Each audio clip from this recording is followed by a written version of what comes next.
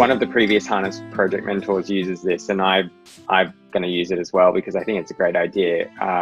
So what excites you about today and what scares you about today? I'm going to reverse that when I'm going to answer it, and then we're going to each have a quick check-in and we'll answer it ourselves. So I'm going to start with what scares me about today. So I want to jump in and say that I'm scared about coronavirus, and I'm particularly scared about how people in Australia or in the world are not getting access to the right information quickly, and therefore are not making good decisions. And this has an impact wider than themselves. And I think as a UX designer, one of our primary jobs is solving complex problems and making them easy for people to make informed decisions, because we take for granted that if we provide customers with the right information at the right time, that common sense will prevail, and that the path of least resistance will be the one that people most often take. But coronavirus introduces a new paradigm, which is exponentials.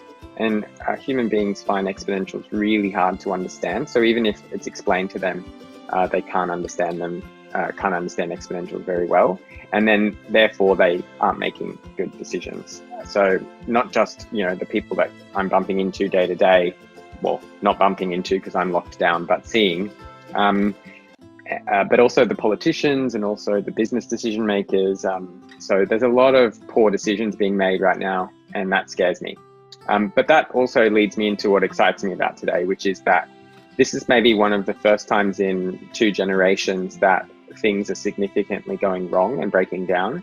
And we're identifying kinks in our armor, and also we're identifying where our systems are not optimized for resilience. And I think that's a really interesting opportunity, because the status quo that was running everything before, in terms of our products, our digital lives, everything it felt very locked in and unable to change easily. Even though things did change, it didn't change very quickly.